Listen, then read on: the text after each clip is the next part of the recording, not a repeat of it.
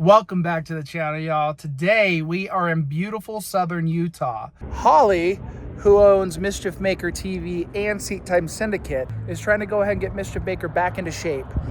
She's got a trip coming up, an event that she's going to in like a couple weeks, making some major changes in the suspension and the fuel systems.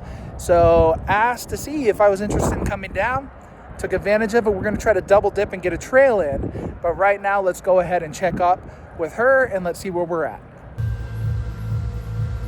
Hello.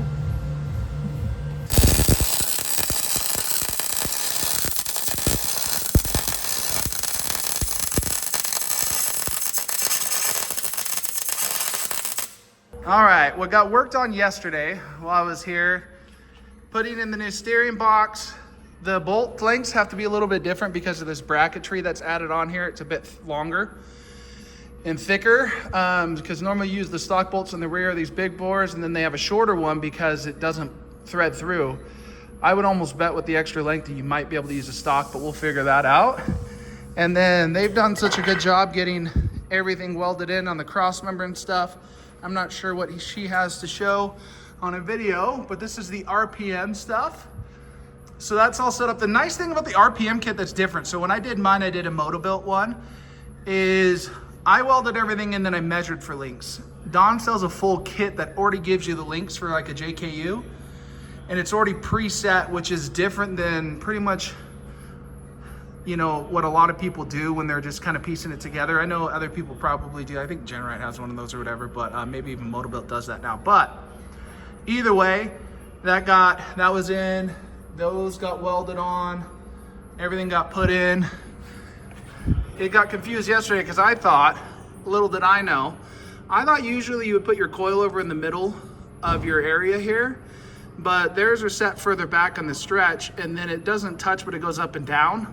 I always thought it went down in the middle, but I guess it doesn't necessarily matter if it doesn't touch, but you know, still learning over here.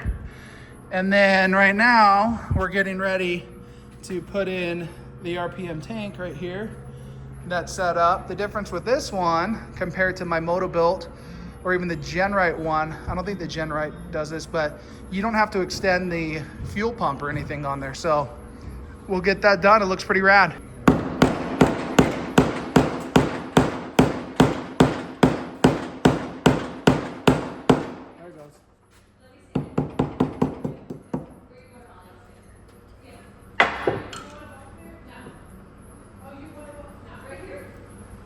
All right, we got it blown off and vacuumed up and stuff like that, ready to go ahead and pull.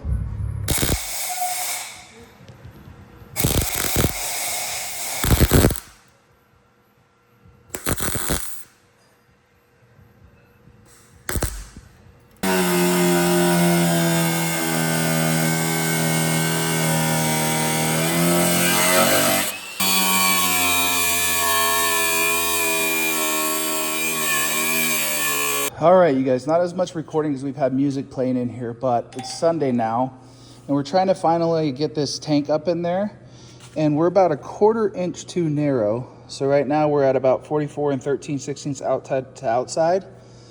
And instead of wallowing these out further, because there's not a ton of area on the outside for this, and it works as a skid, we're gonna go ahead and put a handyman / Mojab in here, and we're going to bend it so that way these brackets are an extra 1/4 inch apart on this. So we'll go from 44 and 13/16 to 45 and 1/16 on these.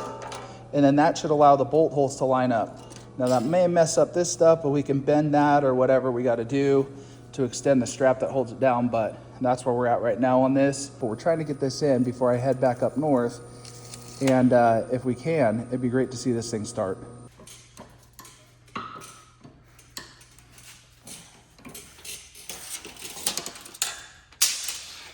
One more pump.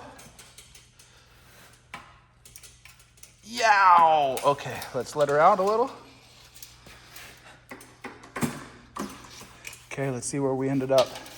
We need 45 and 1/16 on the nose.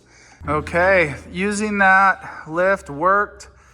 It was pretty sketchy, crackling of wood, but we got it and had to stretch it out. Now we're good The bolts will suck that up and get that in there, but the 4 forward ones, and then her bumpers go into here. It is more tucked up because I think it follows more of like the Genrite shaping. You couldn't have your springs up here or like your coil perches anymore. So there's that. But if you have coilovers, it's pretty small, you know. Well, with the tank getting figured out, we just put up her bumper, which she has a fascia bumper, which they are sexy. The trouble is those fascia bumpers hug your frame and make a nice back end, but with the tank now in the way, her fascia bumper's hitting here and can't get in. So she's gonna go ahead and cut and modify and see if we can notch that bumper out to here. We don't really have a whole lot of time before she has to be ready. So we gotta kind of work with what we got on this. So she's getting lined up to go ahead and use the plasma and cut along that bumper to go ahead and get it ready to go.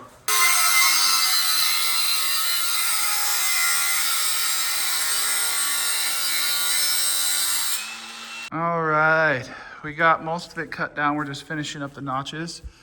We're about 1 inch maybe off or so. We just got to remove this corner bit right here and then straighten that out a little bit. But we're about to where the body mounts can go. This bumper, once we get it fitted, will have to go on first with the body mounts leaving this bolt off. That goes into the front here and then put the tank on. But it's looking pretty good. Good job, Holly. All right, y'all, pretty much the look of the finished product here. So we got that in. Holly's gonna go ahead and take care of the rest. We gotta finish up these bolts and stuff like that. It's time for me to head back north, but the tank's up, the bumper's back on. I think it looks good. Holly, you happy? Okay, Super cool. happy. Well, thanks for the invite down. We'll be able to hit trails next time. This thing's gonna be in beautiful shape for Trail Hero and for the event before, which is? Great Smoky Mountain Cheap Invasion. All right, so hope you guys enjoy. I'm assuming all of you are following Holly. She'll have some videos up probably around that time and stuff. She's just been super busy getting stuff done. Hard to record, work, and party out. So you guys enjoy.